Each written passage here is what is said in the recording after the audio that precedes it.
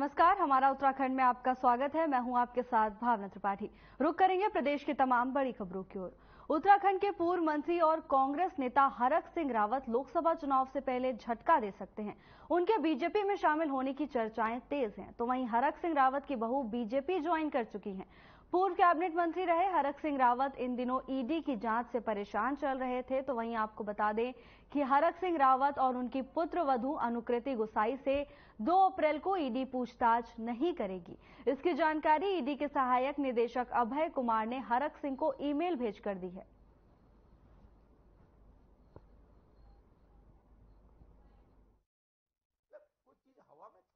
हरक सिंह रावत को न तो कोई टारगेट कर सकता है। उस दिन हरक सिंह रावत ने वन मंत्री के रूप में नियमों के तहत उत्तराखंड के हित में काम किया। दो लॉबियां इसके खिलाफ हैं। एक तो जिन अधिकारियों को उस समय माननीय मुख्य देखिए आईएफएस का ट्रांसफर पोस्टिंग का अधिकार माननीय मुख्यमंत्री को है। जो भी मुख्यमंत्री तीरथ थे, चाहे धामी थे, चाहे त्रिवेंद्र रावत थे, जो भी तैनाती होती है बिना मुख्यमंत्री का अधिकार क्षेत्र होता है आईएफएस के लिए। इस वक्त की बड़ी खबर की ओर रुख करेंगे, जहां कांग्रेस को एक और बड़ा झटका लग सकता है। हरक सिंह रावत बीजेपी में शामिल होंगे। आज बीजेपी का दामन थामेंगे हरक सिंह रावत। ईडी की जांच से परेशान चल रहे थे, तो वहीं अब ईडी उनसे पूछताछ नहीं करेगी। इस वक्त की बड़ी खबर, जहां हरक सिंह रावत बीजेपी का दामन थामेंगे। आपको बता दें कि कई दिनों से चर्चाएं चल रही थी, सियासी बाजार में लगातार कयास लगाए जा रहे थे और आज कांग्रेस को एक और बड़ा झटका लगता हुआ दिखाई दे रहा है, जहां हरक सिंह रावत बीजेपी में शामिल होंगे। ईडी की जांच से कुछ दिनों से परेशान चल रहे थे हरक सिंह रावत। अब कांग्रेस को एक और बड़ा झटका लगा है। हरक सिंह रावत बीजेपी का दामन थामेंगे। लोकसभा चुनाव से पहले कांग्रेस के लिए एक बड़ी क्षति, जहां हरक सिंह रावत बीजेपी का दामन थामने वाले हैं। इस वक्त की बड़ी खबर, ईडी की जांच से हरक सिंह परेशान चल रहे थे, अब उनके बीजेपी में शामिल होने की खबर सामने आई है। कुछ देर में वो बीजेपी का दामन थामेंगे।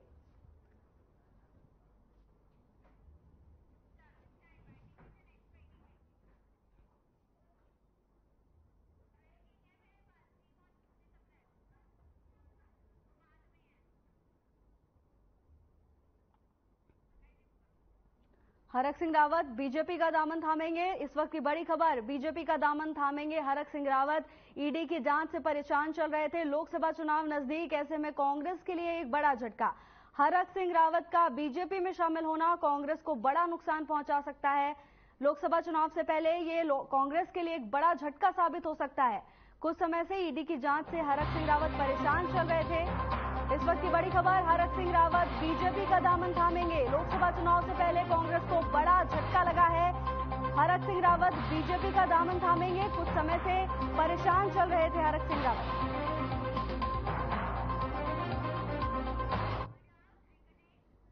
इस वक्त की बड़ी खबर की ओर रुख करेंगे। लोकसभा चुनाव के दिन सार्वजनिक अवकाश की घोषणा। प्रदेश में 19 अप्रैल को रहेगा सार्वजनिक अवकाश। निर्वाचन विभाग ने अवकाश घोषित करने के आदेश दिए हैं। जिला अधिकारियों के लिए अवकाश घोषित किए जाने के आदेश से अधिक मतदान के लिए अवकाश का फैसला। तो लोकसभा चुनाव से पहले ये बड़ी खबर, जहां लोकसभा चुनाव के दिन सार्वजनिक अवकाश की घोषणा की है। प्रदेश में 19 अप्रैल को सार्वजनिक अवकाश रहेगा, जिससे मतदान का प्रतिशत बढ़ाया जा सके, हर व्यक्ति वोट देने पहुंच सके। इस कारण सार्वजनिक अवकाश की घोषणा निर्वाचन आयोग की ओर से की गई है। लोकसभा चुनाव के दिन सार्वजनिक अवकाश की घोषणा होगी। प्रदेश में 19 अप्रैल को सार्वजनिक अवकाश होगी। जिला अधिकारियों के लिए अवकाश घोषित किए जाने के आदेश। लोकसभा चुनाव से पहले बड़ी खबर, जहां 19 अप्रैल को सार्वजनिक अवकाश होगा। प्रदेश में 19 अप्रैल को सार्वजनिक अवकाश की घोषणा की गई है। निर्वाचन विभाग ने आदेश दिए हैं। देहरादून नगर निगम ने वित्तीय वर्ष में राजस्व वसूली का 95% लक्ष्य पूरा कर लिया है। बता दें कि नगर निगम ने इस साल 60 करोड़ का टारगेट तय किया था। इस पर अपर नगर आयुक्त बीर सिंह बुदियाल ने जानकारी देते हुए बताया कि हमारा जो लक्ष्य था वो 60 करोड़ था, जिसमें हमने 95% लक्ष्य को हासिल किया। उन्होंने आगे बताया कि जो लोग अपना टैक्स जमा नहीं करते हैं उन्हें हम नोटिस के माध्यम से अवगत कराते हैं कि वो अपना बकाया पैसा जमा कर सकें। इसके साथ ही बकाया पैसा जमा नहीं करने पर कार्रवाई भी की जाती है। नहीं, उनको भी हम लोग नोटिस देंगे और समय समय पर हम लोग वाहन के माध्यम से प्रचार करते रहते हैं। पेपर में भी हम लोग देते रहते हैं ताकि लोग बाग कोई भूल जाते हैं तो कम से कम ऑनलाइन या ऑफलाइन हम लोग को पैसा जमा करें। तो हम लोग ये हमारा प्रोग्राम एक साल भर दर साल हमारा चलते रहेगा। यदि कोई छूट भी गया तो अभी भी जमा कर सकते हैं, लेकिन यह था कि टाइम से जमा करते हैं उनको 20% का लाभ मिलता, अभी लाभ नहीं मिल पाएगा। चार धाम यात्रा शुरू होने में अभी लगभग 1 महीने का समय बाकी है। शासन प्रशासन तैयारी शुरू कर दी है। वहीं बात की जाए गंगोत्री धाम की तो नगर पंचायत द्वारा गंगोत्री धाम में यात्रा की तैयारी को लेकर गंगोत्री नगरी में कार्य शुरू कर दिया है, जिससे कि नगर पंचायत टीम द्वारा गंगोत्री धाम में सफाई व्यवस्था पर काम शुरू कर दिया गया है। तो वहीं नगर पंचायत अधिकारी द्वारा गंगोत्री नगर को यात्रा शुरू होने तक पूरा कार्य करने पर लगातार पूरी कोशिश की जा रही है।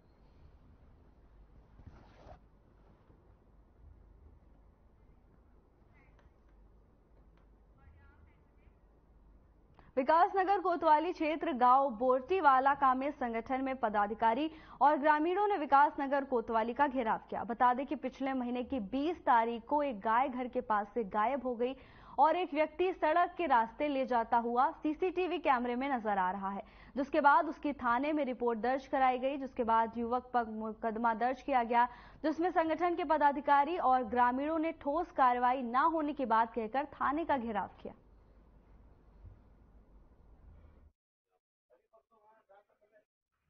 मामला ये था कि 20 तारीख को एक गाय गायब होती है, जिसको सड़क के रास्ते एक बंदा लेके जा रहा है। उसकी हमने रिपोर्ट दर्ज कराई। 6-7 दिन हो गए आज रिपोर्ट करे हुए। हम खुद कैमरे की रिकॉर्डिंग है तो ले आए निकाल के। पुलिस ने 6 दिन में कोई खास कार्रवाई नहीं करी है। 6 दिन में ये भी तो रिकॉर्डिंग निकाल सकते थे। गाय का आता पता नहीं है और हमें ये भी पता लगा है गाँव से कि वो गाय काट दी गई है। इसमें कितने लोग इन्वॉल्व? इसमें कम से कम 2-3 लोग हैं जो वीडियो में भी आ रहे हैं। जो यहाँ पर जो है इन्होंने फिर से वही आश्वासन दिया है। पिछली 27 तारीख को भी इन्होंने आश्वासन दिया था कि भाई बढ़िया कार्रवाई होगी। कार्रवाई के बाद इन्होंने फोन भी नहीं उठाए, प्रदेश अध्यक्ष तक के फोन नहीं उठाए इन्होंने। उसके बाद इन्होंने कहा 2 दिन में गाय बरामद करवाएंगे, 2 दिन का टाइम दिया है।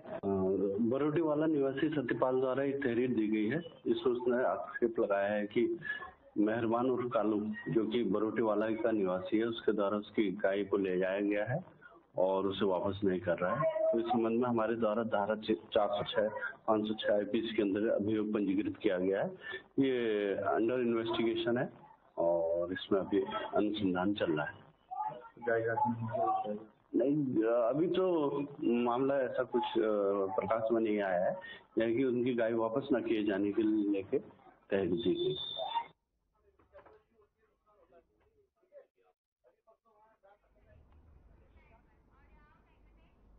उत्तरकाशी में जनसभा का आयोजन किया गया। इस दौरान मुख्यमंत्री पुष्कर सिंह धामी ने कार्यक्रम में शिरकत की। इस दौरान उन्होंने क्या कुछ कहा, आइए आपको सुनाते हैं।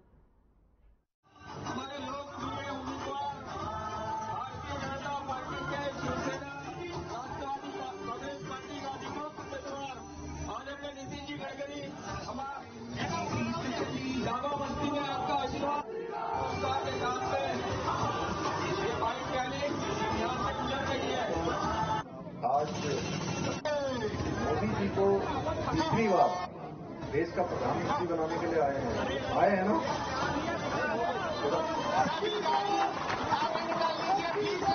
तो थोड़ा जोर से नारा लगाइए, भारत माता की, भारत माता की, गंगोत्री धाम की, गंगा मैया की, यमुना रानी की, भास्करेश्वर महाराज की, सोमेश्वर देवता की, नाथ देवता की, नारायण देवता की।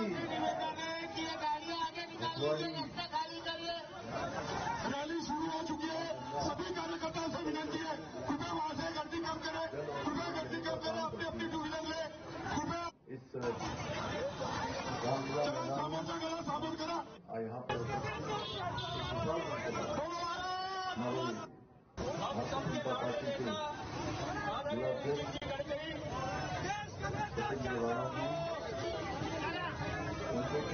के वोट के लिए विधायक जिन्होंने अनेक काम आगे बढ़ाए बहुत हिसाब से उन्होंने बताया।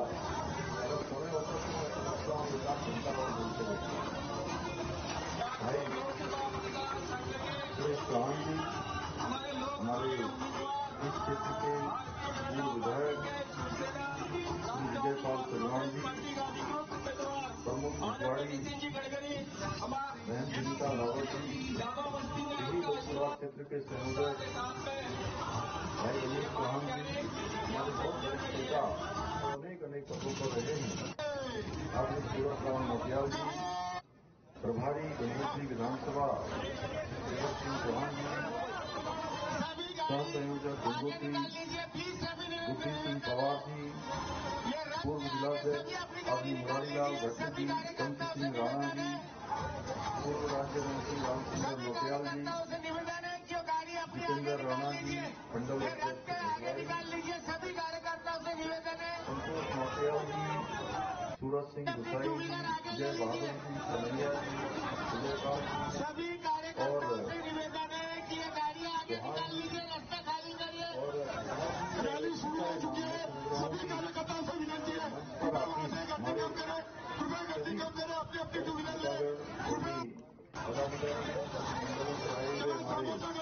सभी मंडल अध्यक्ष, सभी जिले के हमारे पदाधिकारी, सभी ग्राम प्रधान, सभी हमारे क्षेत्र पंचायत, जिला पंचायत, सभी जनप्रतिनिधिगण और आज इस सभा में बहुत बड़ी संख्या में आए हुए मेरे सभी वरिष्ठ मित्र, सभी उपस्थित माताएं, बहनें, मेरे नौजवान साथी, हमारे पूर्व सैनिकगण, हमारे एनसीसी के कैडेट और पत्रकार एवं छायाकार बंधु, हमारे इलेक्ट्रॉनिक मीडिया के सभी मेरे दोस्त, सभी मित्र, हमारे शक्ति समाज के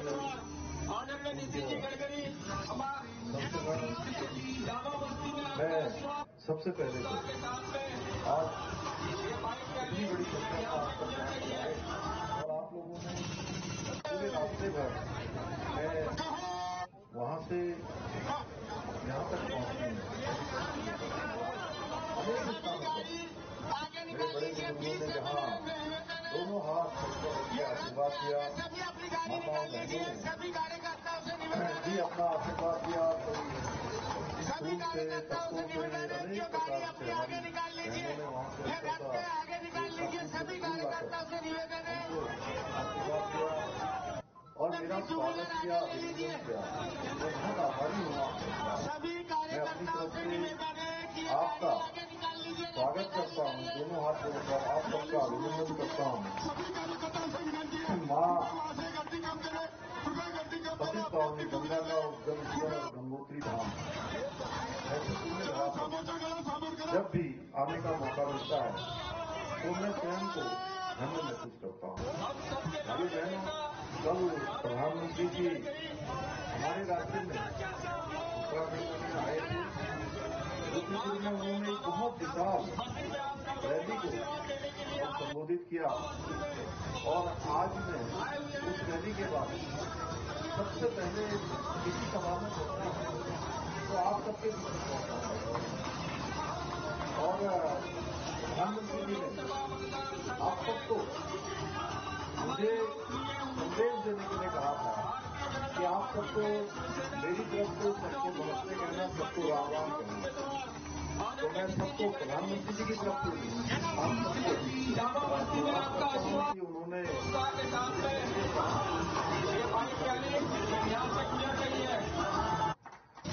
भाइयों बहनों, आप सभी जानते हैं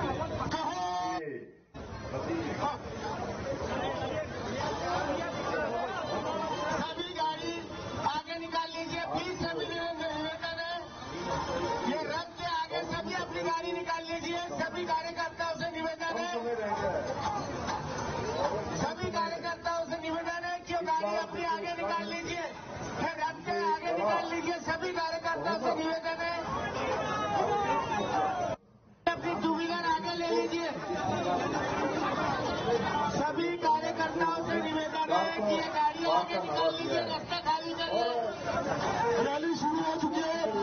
कार्यकर्ताओं से विनती है, कृपया वहां से गर्दी कम करें, कृपया गर्दी कम करें, अपनी अपनी टू व्हीलर ले, कृपया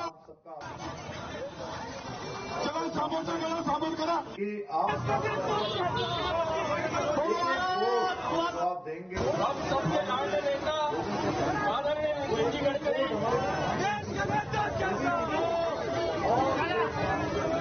आज अपने दावा मंत्री में आप सब लोगों का आशीर्वाद देने के लिए आए हुए हैं।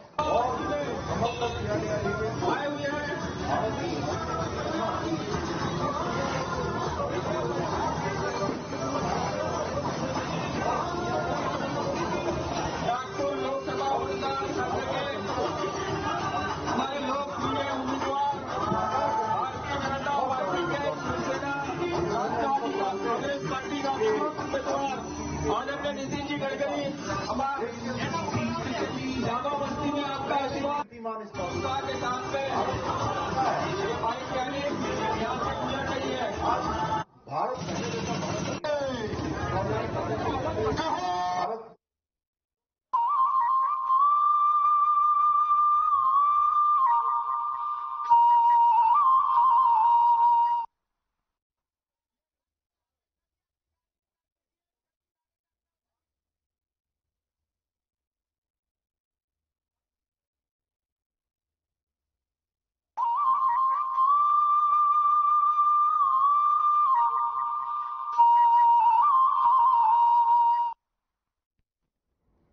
मोदी जी के प्रधानमंत्री बनते ही आज दुनिया के अंदर हमारी पूछ बढ़ गई।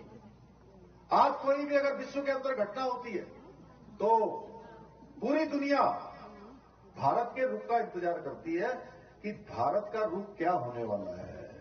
उसके बाद दुनिया आगे बढ़ती है। भाइयों बहनों, ये नया भारत है और ये नया भारत बनाने का काम मोदी जी कर रहे हैं, लगातार कर रहे हैं। एक अवसर नहीं, कई अवसर है। देखिए, कोरोना महामारी आई, उन्होंने किस प्रकार से पूरे देश को वैक्सीन देने का काम किया, वैक्सीन बनाई, वैक्सीन लगाई और सबको निःशुल्क वैक्सीन दी। गरीबों को अन्न देने का काम हो या दुनिया के दूसरे देशों को वैक्सीन देने की बात हो, पूरे विश्व के अंदर जो हम कहते थे वसुधैव कुटुंबकम, जो हमारी संस्कृति है, उस संस्कृति को और मजबूती प्रदान करने का काम जब हमने दुनिया के दूसरे देशों को वैक्सीन देने का काम किया, हमारे प्रति आस्था और श्रद्धा पूरी दुनिया की बढ़ी। भाइयों बहनों, मोदी जी इस प्रकार से भारत को कर रहे हैं।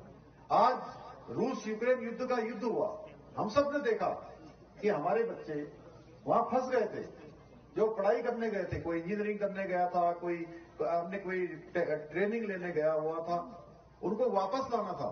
हर जगह से बच्चे थे, यहां से भी थे, देहरादून से भी थे, पूरे हमारे उत्तराखंड के अंदर से बच्चे थे। मेरे पास भी बहुत सारे माता पिता आए, उन्होंने कहा हमारे बच्चे वहां यूक्रेन में फंस गए हैं, उनको कैसे निकाला जाएगा, कुछ भी हो, कुछ भी करिए।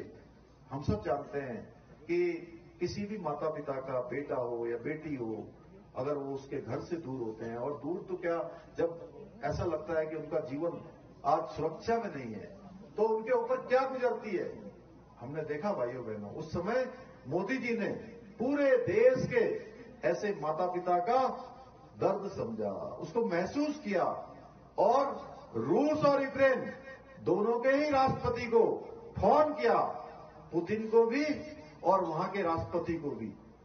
दोनों को जब फोन किया उन्होंने, तो उन्होंने युद्ध विराम कर दिया। भारत के सारे बच्चे निकलकर स्वदेश आ गए। उत्तराखंड के भी बड़ी संख्या में बच्चे थे भाई। ऐसे अनेक अवसर है भाइयों बहनों। अभी हमने देखा G20 भारत में हुआ और भारत ने उसकी अध्यक्षता करी। कितने सारे रिजोल्यूशन पास हो गए, यानी कि दुनिया वो कर रही है जो भारत चाहता है। भारत पूरी दुनिया का नेतृत्व करने वाला भारत बन गया है। पहले G20 होता था तो एक दो स्थानों पर हो जाता था, दिल्ली में हो जाता था, बंबई में हो जाता था, बेंगलोर में हो जाता था, या बड़े बड़े शहरों में होकर वापस चले जाया करते थे विदेशों के प्रतिनिधि। पहली बार हुआ कि दुनिया के प्रतिनिधि भारत के छोटे छोटे गांवों तक पहुंचे। हमारे यही नरेंद्र नगर में, ऋषिकेश में दो G20 की बैठकें हुई। पूरा उत्तराखंड लोगों ने देखा।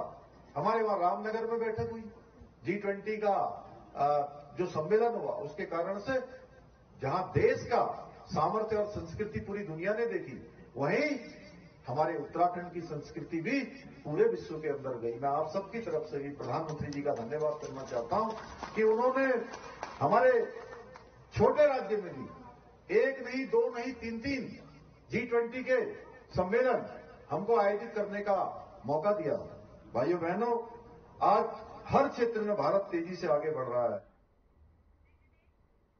हल्द्वानी रुद्रपुर मार्ग में लीसा फैक्ट्री में भीषण आग लग गई। आग लगने से पूरी फैक्ट्री में रखा सामान जलकर राख हो गया। जानकारी के मुताबिक फैक्ट्री में भारी मात्रा में लीसा रखा हुआ था।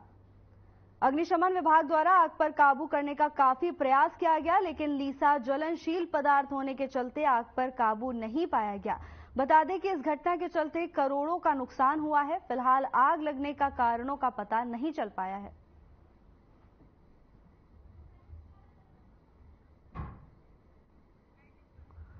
खबर हल्द्वानी से है, जहां हल्द्वानी रुद्रपुर मार्ग पर लीसा फैक्ट्री में भीषण आग लग गई। आग लगने से फैक्ट्री जलकर पूरी तरह से खाक हो गई। जानकारी के मुताबिक फैक्ट्री में भारी मात्रा में लीसा रखा हुआ था। आपको बता दें कि लीसा अग्निशील पदार्थ होता है, जल्दी आग पकड़ता है। इसी कारण अग्निशमन विभाग को समय नहीं मिल पाया कि वो आग बुझा सके। फैक्ट्री में आग लगने से करोड़ों रुपए के नुकसान की खबर सामने आ रही है। हालांकि आग क्यों लगी, इस बात का खुलासा अभी तक नहीं हो पाया है। खबर हल्द्वानी रुद्रपुर मार्ग पर स्थित लीसा फैक्ट्री से, जहां फैक्ट्री में भीषण आग लग गई। आग लगने से फैक्ट्री पूरी जला खाक हो गई। बताया जा रहा है कि फैक्ट्री में भारी मात्रा में लीसा रखा हुआ था। अग्निशमन विभाग द्वारा आग पर काबू करने का काफी प्रयास किया गया। हालांकि लीसा ज्वलनशील पदार्थ होता है, इस कारण काबू नहीं पाया जा सका।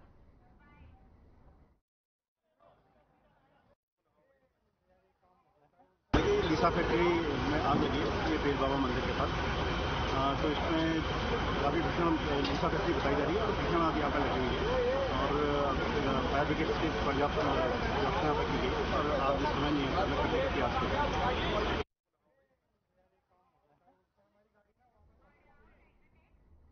हमारा उत्तराखंड में फिलहाल के लिए बस इतना ही। जल्द हाजिर होंगे नई अपडेट्स के साथ। नमस्कार।